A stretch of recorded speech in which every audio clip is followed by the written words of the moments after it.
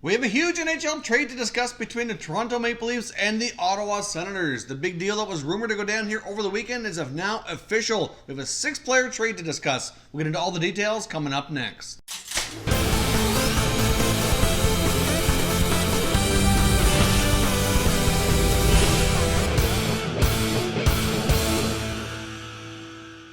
Welcome back here to Top Shelf Hockey. So we have breaking news here to the NHL. A major trade has finally been confirmed that was rumored here over the weekend. The Ottawa Senators and the Toronto Maple Leafs are hooking up on a 6-player trade, which was very much exactly what was rumored here on the weekend. So going from Ottawa to Toronto are defenseman Cody Ceci, defenseman Ben Harpur, prospect Aaron Lushak, and a 3rd-round pick in the 2020 NHL Draft. Going back to the Ottawa Senators, we have defenseman Nikita Zaitsev, we have forward Connor Brown, and then we also have prospect Michael Carcioni. So obviously this is a fairly significant trade here for both sides. Now one other key piece of information is that Cody Ceci was a restricted free agent, and he has agreed to a 1-year contract with the Maple Leafs at $4.5 million, which is identical to what Zaitsev contract is being paid, except it has a 5 years remaining on it, originally a 7-year contract. So obviously the Maple Leafs have basically swapped out Zaitsev for Ceci, same amount of money but much shorter term. Cody Ceci will be an unrestricted free agent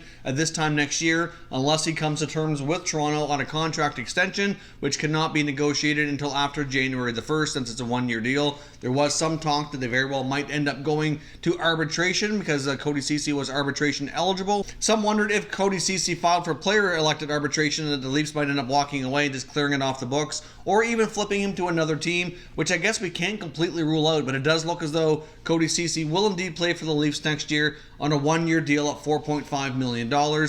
So obviously this doesn't really solve a whole lot of salary cap issues for the Leafs. It does clear them here a little bit. Obviously Connor Brown made over $2 million. Zaitsev made $4.5, and of course you got Ben Harpur going back to Toronto on a short-term, fairly inexpensive contract here as well. So the Leafs do come out ahead slightly salary cap-wise for the time being, but they do get ahead much more longer term, seeing as they're not tied to Zaitsev's long-term 5-year contract here any longer. So obviously this is a pretty significant trade. I'm not really sure that either team is a whole lot better after this deal. To be honest, both Ceci and Zaitsev are the main focal points here. Actually are both struggling quite a bit and really needed a fresh start. So I guess we will see. Obviously Toronto Maple Leafs former assistant coach DJ Smith is now the head coach in Ottawa, and obviously he felt like he could help Zaitsev improve and was obviously very instrumental in bringing him to Ottawa. So I guess we'll see how that works out. And Cody Ceci's on a short-term deal in Toronto. If things work out, he can possibly look at re-signing there. If not, he can be a UFA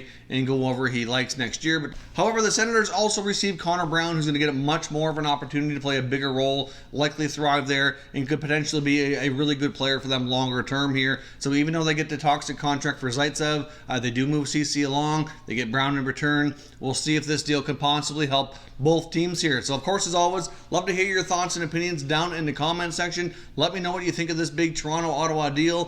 Which team do you think pulls ahead here, and what do you see for longer term for the Leafs? Do you think Cody Ceci would be a good long-term fit there? Will he resign, or could this just be a short-term experiment here? There's also some other players swapping teams between Ottawa and Toronto via free agency that we'll get into here in another video coming up shortly as well, so stay tuned for that. We'll have plenty of videos coming later today as all the free agent announcements are made official. I know most of the information was leaked a lot through Twitter here in the last day or so in this morning, so we kind of have a pretty good idea where everybody's going, but before I post videos on a lot of those contracts, I want them to be made official here, which will be very shortly. So stay tuned for plenty of content coming throughout the day. Thank you for watching, and I will catch you next time.